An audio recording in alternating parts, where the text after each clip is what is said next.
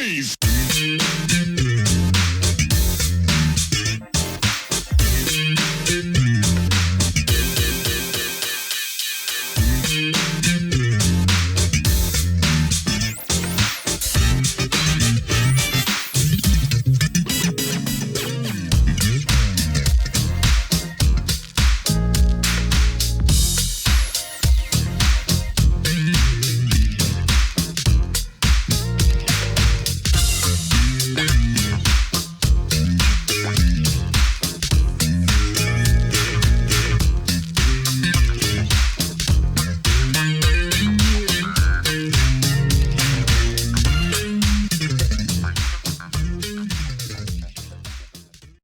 Hello and welcome to another edition of Truth and Rhythm, brought to you by funkinstuff.net.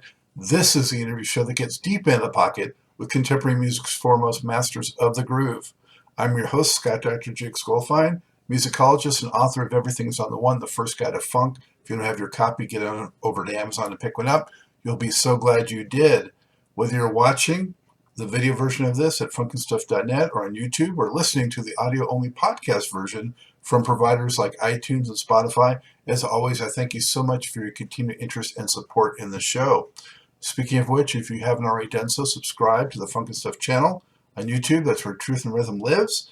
All kinds of goodies. You'll get early premieres, and it's all free, so make sure you sign up. Tell a friend, tell family. Also get your official Truth and Rhythm and Funk and Stuff gear at the funkinstuff.net store. Cool stuff like I'm wearing right here. Truth and Rhythm shirts. Show your support and love of the show and also the musicians and the music that they represent.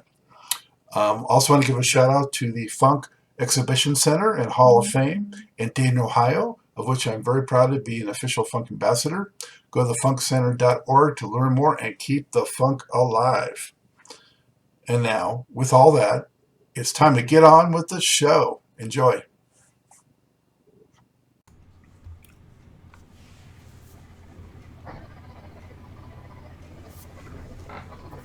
I am pleased to welcome to the Truth and Rhythm Mothership, Ollie E. Brown, a prolific drummer, percussionist, and producer who during the 1970s, 80s, and 90s worked with dozens of top rock, pop, R&B, and funk artists. Those collaborations include the Rolling Stones, Billy Preston, Minnie Riperton, The Temptations, Michael Henderson, The Jacksons, Ray Parker Jr., Quincy Jones, and Renee and Angela, among others. He was also a member of the band Raydio and partnered with bandmate Jerry Knight as Ollie and Jerry for the 1984 soundtrack hit Breakin, There's No Stopping Us. Ollie, thank you for joining the show. How are you? I'm doing great. You're one of the few people that said the title correct. There's no stopping us. You know, so many people would say, ain't no stopping. Say, no, that's not it. I sold more records during that time. Well, you know what? I much prefer your track to that other one. So there you go. Hey, I always tell people, it don't matter. I saw the check. You can't take that away. No stopping the check. That's right, man. Well, so how you been doing? How you doing this year of all crazy times? And you holding up all right? Well, you know, like we was talking before, thank God that we have music, because it has always and will always be so universal.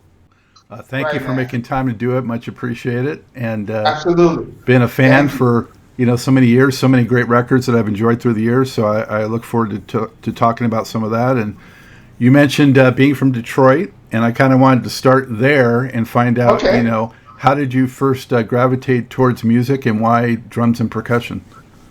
Well, and I'm glad you said percussion, because that was the base that led into my expansion of music industry and everything else I did.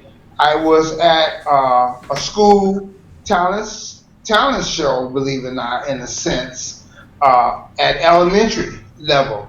And the first thing happened was it was the school band, and it was this drummer. I think they were doing a little drummer boy for Christmas, and he was standing out front playing on what we would call a snare drum, and everybody was just clapping, and I looked at him, and I was like, I can do that. It was one of those I can do that moments, and I don't know if it was because I liked all the attention it got, but I was like, I like it, and I can do that kind of attitude. And it expanded from in school on down to church and getting into a band and being around people in music like Motown. And so it it was meant to be music because what better town is it to be grown up in than Motown? And on down to my career, and I will take it with you, where we'll get to all that Motown background, how that happened, and the story, and meeting Barry Gordon. Just my whole life has been a blessing, including how I met Stevie in Detroit, and was able to be his drummer. So just backing up a little bit, started off in school. I started taking drum lessons and started helping my teacher, Mr. Kirby, who is not with us, but I always like to throw his name out there, at Angel Elementary School. I went to Northwestern High School. We called it the Big and O. Been making some contact with people from my school that reaches out, that been following me. It's just really good to hear people like you say things. Because I can't tell you, Scott, I got another interview coming up that'll lock into your stuff regarding my stuff with the Jacksons. Because I did, it's going to be called, I think it's the 50th anniversary of the Triumph album. Mm-hmm. I know you're familiar with the Triumph. That was the last album that they did as the Jacksons. That was really big, and they were able to take some of those songs even when they went out on tour with Michael. I think that's the one that had Heartbreak Hotel in it, right? Yep, see there? Every time I bring up that album, you guys bring up that song. And I can't tell you, man, it has been so enjoyable to hear people like you with no prejudice, no agenda, compliment and say that song. It's 12, I think 10 to 12 songs, and that one comes up. So it's either from drummers or people that admire music altogether, and they always ask. And I'm going to share how that whole album went down in the studio when we did the album Tear. So to give you a little preview of what on your show, since you brought up the song, all that drumming that you hear was all me. That was in the day, buddy, when everyone was in the studio looking at each other, and I appreciate technology, but I'm telling you, I don't care what no one said, that element is and will always be an important element in making music if you can do it. Technology is great. My son, he writes music. He's called Breezy, so you'll be hearing from him. But the guy that he works with is over in England. Mm-hmm. And he works here, right here in my studio. So I made this studio really for him. And so what happened is, when I was doing the drum fill, and I want everyone to go and listen to that song, you're going to hear the horns play. Okay? That drum beat and that little feel, I was just messing around at the end of the record. That was back in the day where they would edit stuff and move it up. So at the end of the record, we were just playing that little shuffle beat, and Nathan was on the bass on that particular song. Nathan Watson plays with Stevie. Tito was there that day. Michael was in the booth because he the one started it. Michael was in the booth. Lyrics not written yet. And let's see who else. Oh, Greg Fillingames was playing keyboards, and he arranged the song. And at the end, when the song was over, I had this drum set that had 3 tom-toms on it. And then it had another set. So I thought the record was over, so we just jamming that beat. And I went, I just went around. They edited the drum fill put it in the middle of the song, used it for the lead in to go into the guitar solo. Jerry hated the horns, and he started stacking it, so it became a lick. So they started playing on top of that. You understand that term? So you stack it in the build. Now it is a part of the record. It sounds like it was meant to be there. That never was there. Huh. But that's the energy that you get looking at that. The beat itself. Michael was in the booth going, whatever he was doing, but he had this little bouncing and stuff that I'm listening in my headphone. So I did that little skip beat throughout the record. And it was inspired through what we were playing that was written on some of the stuff when we had a chart. But that particular song, it came together with us grooving that lick. If you know, that lick stays throughout the song, that little skip. That's why people like it. It's a big part of that song. Part of the hook. And but yeah, I was led from Michael. Wow. That's the chemistry and organic process. Can't beat it.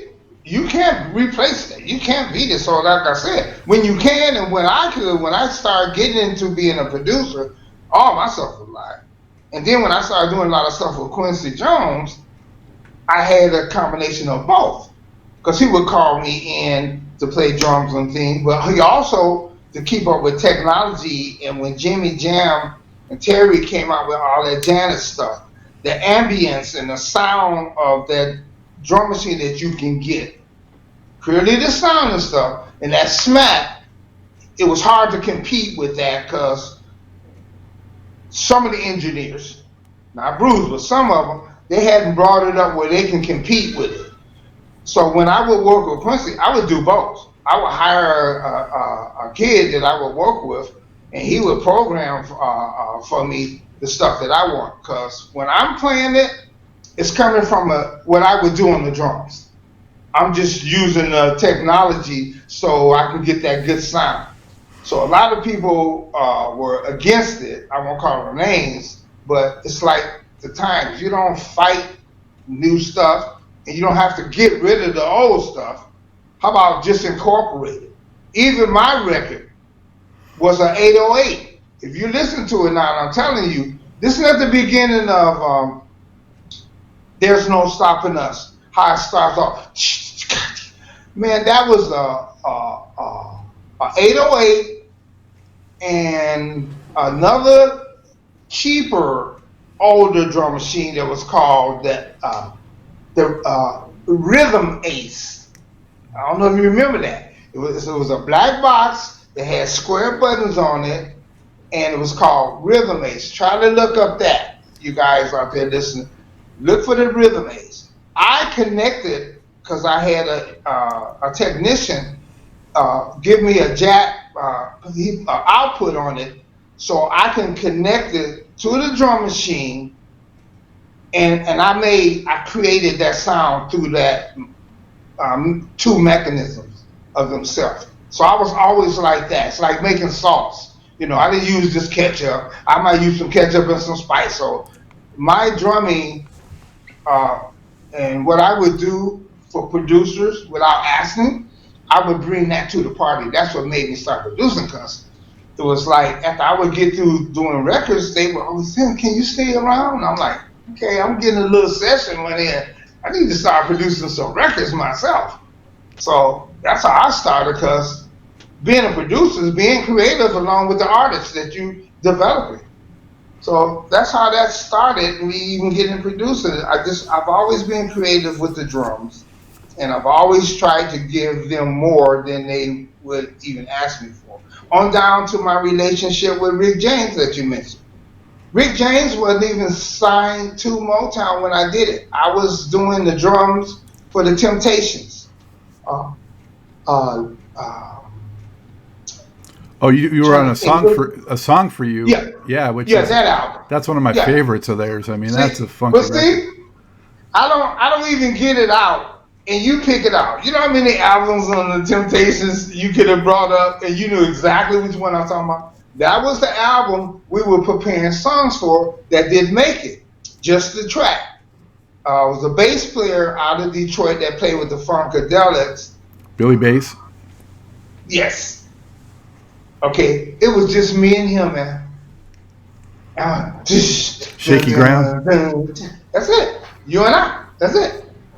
Just me slamming on that hi-hat, 4 on the floor, and playing. Rick heard it, put the arrangement together, through editing, wrote the lyrics and the melody, and there you go with that song. Even though I didn't get no rights on because that song is nothing but that groove of me and Billy. We were just playing it and let the tape run. For you and I. Yeah. Yeah. On the recording though, are you guys actually on the recording? Say that one more time. Are you guys actually on the recording? Yes, that is me. Like I said, we were dropping tracks, and back in the day, again, we didn't have no song. There was no chart. There was no arranger. It was Jeffrey Bowen, who I love so much. He wouldn't record when I started touring with Stevie and going out, and he wanted to go in the studio. He would literally use the drum machine and wait till I got back in town. That's how much he liked to use me in the studio. But getting back to what happened on us, it was on the weekend. I remember. It was on the weekend. Jeffrey said, hey, I want to go in the studio and just get some funk going. So he had Billy come in, and it was just me and him. No one else. But the producer and that machine running, capturing what we did and using the art of editing at that time. Can you imagine how you could edit stuff now? Oh, yeah. If they were recording live? Ooh, it would be crazy. Because you can do so much with today's technology. Were you guys, I don't remember, were you guys officially credited on that? Yeah. Okay. You know what, man? I put it like this. I think I'm sitting right here, as much as I didn't look and would pay attention to that, because that's how I got my work. But right now, if you wanted to make a bet, I wouldn't bet on it. But I think it is. I think. Because I'm pretty sure Billy Bass played on a lot of stuff that he's not credited on. Oh, yeah. Me too. Me too. I'll be on here all day. We don't even have enough time to do that. And I won't call a name, but certain artists would do it because they were afraid that people use their musicians to try to capture their sound. And that's why they didn't get credit. So I charge more for that because that's how I get my work. You hear me, you go, oh man, I want that guy that played on Heartbreak Hotel. I like that group. Just like I used to like Jeff Porcaro, who played in Toto. I like that groove that he did on Rosanna.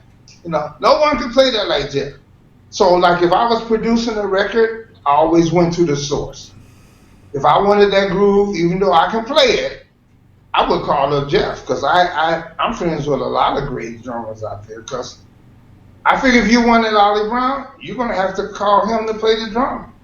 There's no substitute. So when people would call me, I would refer. I say, hey, man, I got a session that week. Why don't you call Scott? He can play. See if he's available. He might not be on tour, whatever. But that's how I was, and I'm not kidding you. I speak like the guy I told you yesterday, Butch. He played with the Dramatics. Jonathan Moffett. Okay, I recommended him to all kinds of stuff, and he'll tell you. He did a lot of stuff with Michael, and it goes on and on. I was good friends with Harvey Mason, who Herbie Hancock used to use all his stuff. Again, Jeff was my friend. So, unlike other people trying to compete and being selfish, so everybody's good. Like LeBron James, you see him walk up and give each other props. When you're good and you have confidence in what you're doing, I've always shared. Plus, if there's enough work for everybody, then what's the issue? Yeah. It's not an issue. Like I said, I was very confident, and actually, I went up on my price to try to cut it down. I was so blessed with working so much. I had 3 drum sets, man, that I floated around Los Angeles. I would have a drum set, even when I would book myself, depending on what I was doing, I would arrange certain drums to be available. If it was really funk stuff like the one that you hear on most of the R&B, straight up funk stuff, that was that blue drum set that I had from Heyman when I got with Stevie, and it was called Heyman drums. My first endorsement was with Slingerland drums. If you pull it up, you'll see that drum set. I was the first black African American to be endorsed with Slingerland drums. A lot of people don't even know that. But if you put that in there, if you put Slingerland drum my name, it'll come right, it'll go right there. It even got the picture. That's how I got the picture, because I couldn't find, they used to have what they call drum catalogs. I was in the catalog, they had my name by a certain drum, had some Ollie Brown drumsticks, you know. So all of my guys that I kind of was listening to before Billy Cobham, they were Buddy Rich or Gene Cooper. So right. That's, you know, like they say, that's the only face that was put out there for me to gravitate to. That's why I've always tried to make myself so people of color can look at me and see that, you know, African Americans are doing a lot of great drumming. You know, Yeah. We got we got the Roots. What's the name? Oh man, the drummer of the Roots. Questlove. Questlove. Yeah. You know, it wasn't until he started getting proper play on television that we would see that. It was always Fred Shaughnessy on Johnny Carnes and stuff. So that kind of thing helped. And look at his career and stuff. So yeah. So, I'm happy. Well, and you talk about, you know, defying stereotypes. How'd you connect with the Rolling Stones? Okay. Billy Preston, I did Nothing for Nothing, Needs Nothing. That's me on the drums on that. So my connection was with Billy Preston. Billy Preston was the keyboard player for the Rolling Stones when they lost, I think it was Nicky Hopkins something, had died or something. Anyway, I don't know the story, but he was the keyboardist for the Rolling Stones and toured with them. I'm just going to try to make it short. He was asked who was playing percussion and drums, mainly percussion, on his records. Because when I started working in California and I came out here for the studio situation, I wanted to make sure that I was picking up that money, that I would pack up my drums after a studio session and see a guy come in behind me, and I go, again, I can do this. Who can lock into their own stuff better than me? Because I know I'm about to go to a drum field. I know what's going to come after that drum field. Okay, so I'm not kidding you. I wish I had because I usually have, it's downstairs. My wife, she teaches tap, so she has a studio, a dance studio down there, and some of my drum cases, but it's a square. Think of a suitcase. I bought a tambourine. I bought some bongos. I didn't even have congos yet. Shakers, miscellaneous percussion, mainly, because that's a lot what they wanted. Because there was a popular guy by the name of Eddie Bongo used to play the bongos.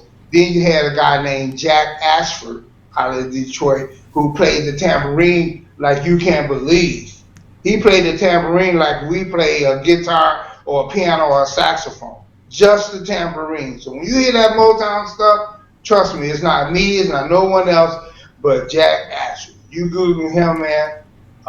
Even if you wanted to talk to him, I'll get you in touch with him, because that boy played on all those hits. And when you kind of just listen to the tambourine, you go, whoa, all that skipping and stuff. I never could capture that. The closest people I ever see play the tambourine like that is some of those sisters in a Baptist church the gospel, that stand right? in that corner. That's the closest I've ever seen somebody play the tambourine like him. Yeah, that was the studio fun I had. So you went out on the road with the Stones too, right? Oh yeah. So what happened was, Billy told them about me. They knew me as a drummer because in '72 I was with Stevie Wonder. I got with Stevie Wonder. I got the call to audition. Stevie was the opening act, and he lost his drummer during the tour.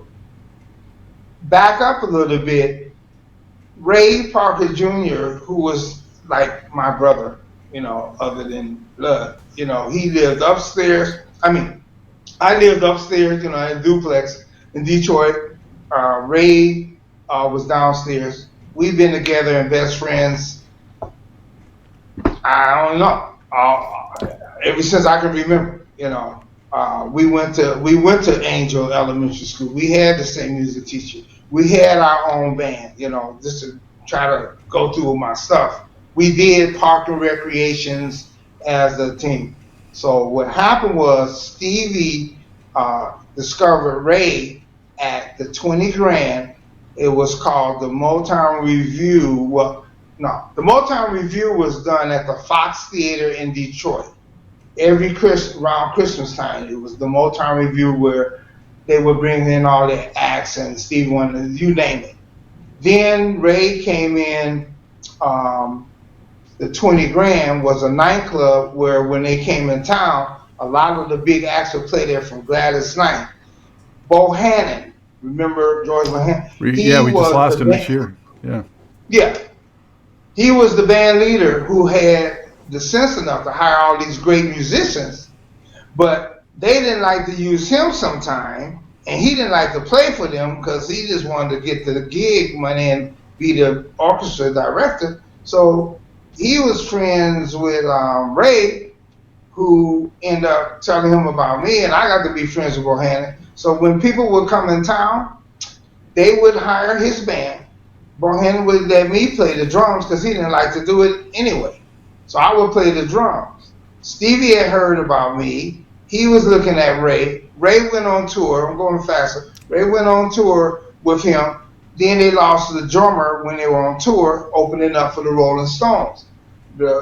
Stevie and Ray called me to come and audition. They had another guy, which I won't say name, come and audition from New York. And on the West Coast, we had heard about the New York guys versus the West Coast musicians. So we all in the hotel.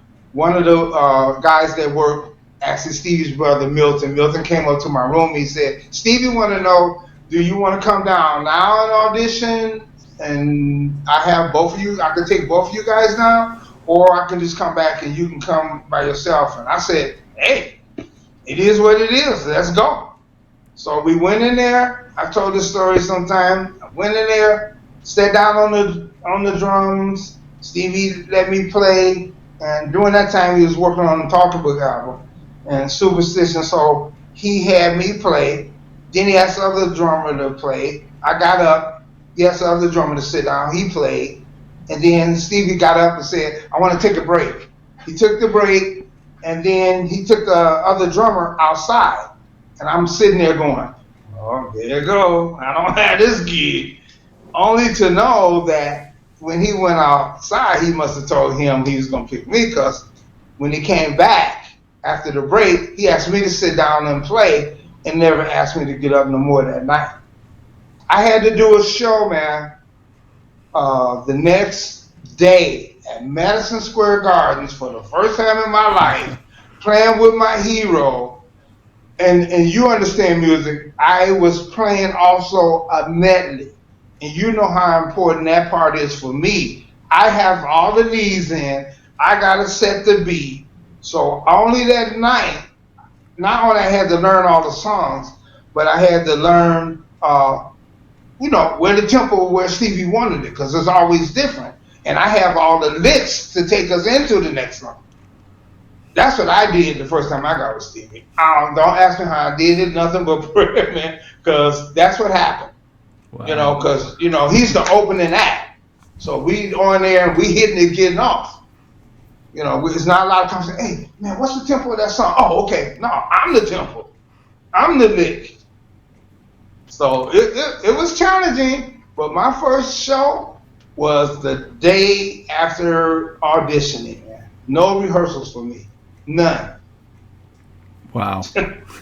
Yes. And right today, I speak to Stevie all the time. And he's good people. You know what I mean? What you guys see on TV and when you hear him talking, that's my brother. He He's, I speak to Steve, he's called me when he's out of the country just to say happy birthday. Threw me off. That was about, I speak to him at all my birthday, but I started coaching basketball high school. I remember I was at the gym, and Stevie, because his name would come up, because I got his number, his name come up in my phone, and I said hi. He said, and he started singing to me and everything, and I said, so what's going on? He said, I'm in Germany somewhere, and I was like, oh man, that's so thankful for you to think of me on my birthday, and you out of the country. But it's always been like that, even when I left, because I never forget running into him on a show where he was performing and I wasn't. And I came backstage and he pulled me to the side and said, you know, Ollie, I really appreciate the way you left me, you know, and I'm glad we can still be friends. I said, hey man, I appreciate you giving me my break in music, period, and everything I learned from you. And we've always kept it real, and you know, we're tight like that right to the day, like I'm sharing with you. You know, that's fantastic. It's always been real, man, not the fake stuff. Let me see if I can use you. Just always sharing. I went around with him all the time. What they would call what we would have an advance man. So when we go to the next city, Stevie would always take me, so I got to fly a lot. You know, because he would have to go there for interviews before the concerts. Because that was back when the record companies wanted to make sure you hit them, you know, those big radio stations, you know, whatever it is, WBLS in New York, you know, when Frankie Crocker was there. I don't know if you remember them days. Frankie Crocker, of course. He the one got me the deal at Polygram when I did the solo album after the Breakin movie. You know. Well, let's talk about. This is all great stuff, but I want to hit some key points. You're gonna need a part two with me, man, because I've been so blessed. I just wanted to mention, though, personally, I mean, Stevie Wonder. The first 45s I ever bought as a kid were, you know, like his music. So I mean, he is so special to me. Yeah. I learned so much. You've mentioned so many amazing people, but I wanted to ask you, like, what are some things, let's just say, that maybe you learned from Quincy Jones? You know, how did he, like, conduct business in the studio? Again, as I'm speaking, that's why it's so hard to stay in one place, because they all connected. Now, the Quincy Jones thing came from him going to a Rolling Stone concert. Billy Preston was on the show. Like I said, that's how I got connected with the Stones. On the Rolling Stones tour in '72, Billy did two songs. We did Nothing for Nothing and We'll Go Round in Circles. Mick Jagger would take a break, and we had a 2-hour show. We would take a break. They would let Billy Preston be featured. And Mick would come out on We'll Go Round in a Circle, like tagging the end, getting back into the Rolling Stones. Quincy told me when I even got a picture when we were talking, because a guy by the name of Ed Eckstein was working with him. And we were in the hall and we were just sitting, and I think I asked that question. And he said, man, I never forget when you sat on those drums and how the sound changed in the arena. This is arena, because they had great equipment. He said, when you start playing those drums on your foot, he said, who is that guy? And that's what happened. He discovered me at that, and then went on from there. And another person I still talk to, still send me Christmas cards, you know, that I learned so much. He let me come in the studio and be a fly on the wall to see what you don't do. He used to always tell me, hey, Ollie, you don't want to have it too busy, because If it's dancing, he used to say, if it's dancing too much, people don't know where to grab. He said, you got too much. He'll say, I mean, this positive stuff, not, oh, you don't do, no. He would tell me what was wrong and how to fix it. That's when you're helping someone. And then he might ask a question, now, what do you think? You know, and this is during the stuff, and he didn't mind me asking stuff. So I had a chance to be there when he was through with me. I asked him, you know, can I stay around? Because our sessions with the level of people he was producing are, you know, Michael, you know, you name it. George Benson, Brothers Johnson you know, before that, yeah. Yeah. Rufus. And that's how I got connected. And the story, now that you're saying it, when we were sitting in the hall doing a sound check, I went to, my fact, that's how I went to Japan. When I went to Japan, I went with Quincy as his percussionist, because he used a guy named John Robinson on drums, and then Dougal on drums too. He would mix it up on his album from Flavor. That's where I got that from. Like I said, I learned from the best. You know, whoever do it the best, that's who you want. You don't want the substitute person if you're looking for a certain groove. Like I would say, hey, yeah, can I play it? Yeah, I can play it. But is this guy the one that created that groove that you want? And I'm producing record, I want to get him. Just like no one plays the harmonica like Stevie. Mm-mm. He did LaToya for me. My first project as a producer was LaToya Jackson's album, If You Feel the Funk. I produced the whole album, but that was my first single that I produced on LaToya Jackson. And there's another song on there. I call up Stevie, like I always do if I need something. I say, Stevie, I need you to blow a harmonica for me solo. Oh yeah, no problem. Do I knew about Toots Tillman, which is different, it's not chromatic harmonica? No, I wanted Stevie Wonder to play it. And if I don't get Stevie, then I won't put harmonica solo. So I called him up. He's always come down. Oh, Stevie, how much I owe you? Oh man, get out of here. You know, it's like that.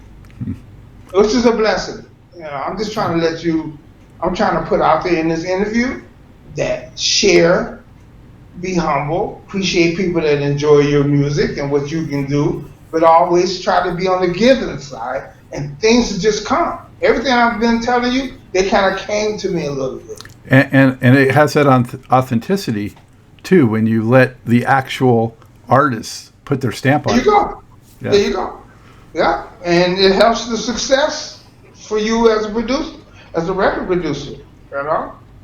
The only reason why it changed, because unfortunately technology took away from people, I like to say, it allowed them to kind of cheat, and it got money geared where it's cheaper to do this and won't nobody notice it, and that's not true.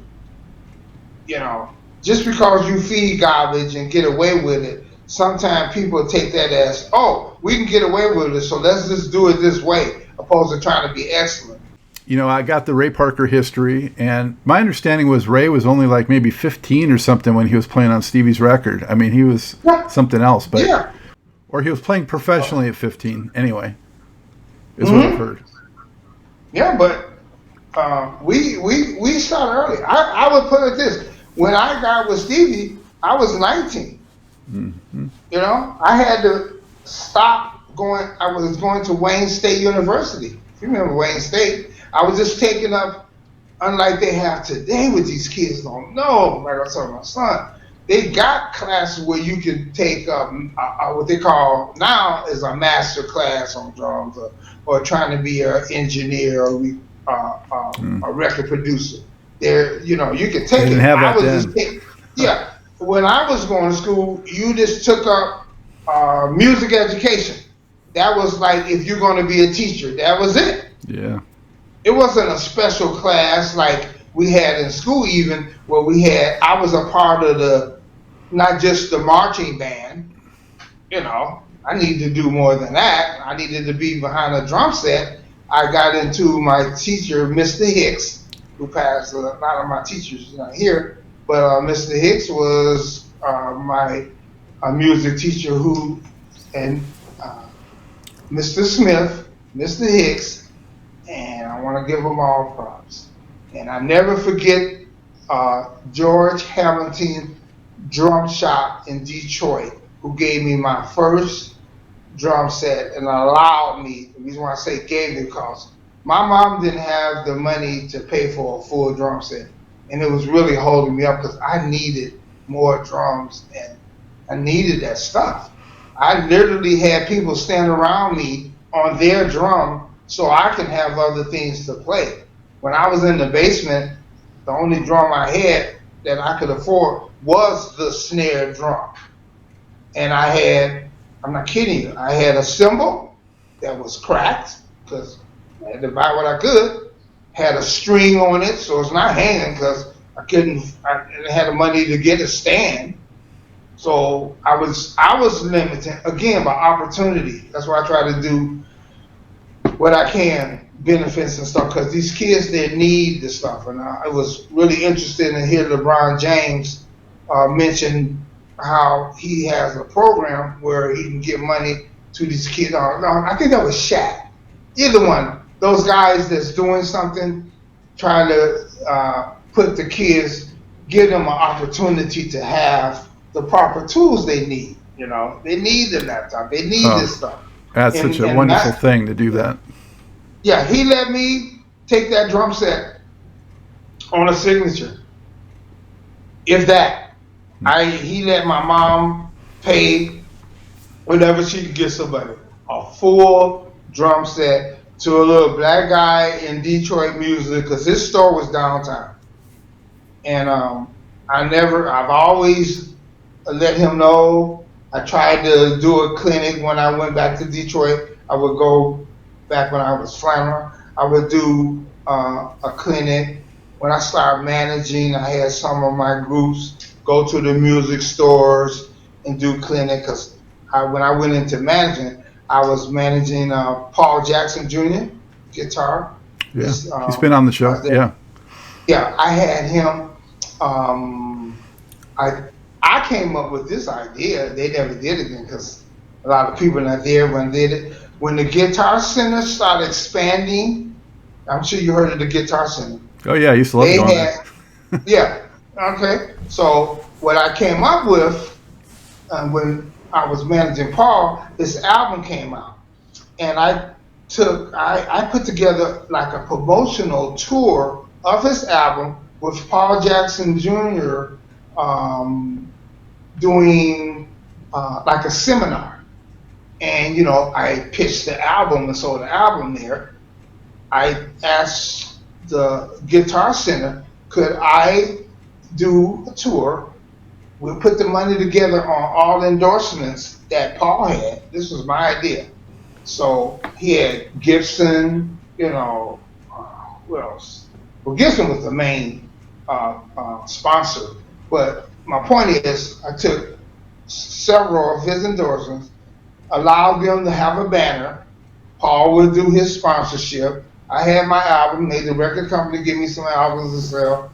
We went to, whenever they opened up a store in Chicago, they opened up a store in New York, San Francisco, they would send us out, had them pay for all the expensive stuff, and my artists made some money on it, and it was very successful because they would pack the place. Everyone's winning on that one.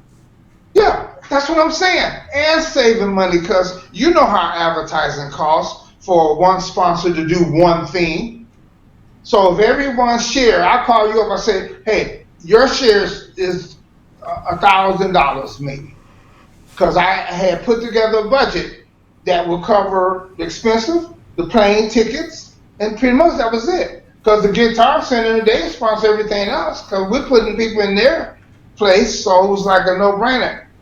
Everyone sent me my money. I couldn't even go to the mailbox before hanging up because that was such a cheap promotion. Because normally it would be in your hands, right? Because it's your thing, you're sponsoring, so you paying for the hotel, you paying for the plane ticket, and you working out whatever you work out with Guitar Center.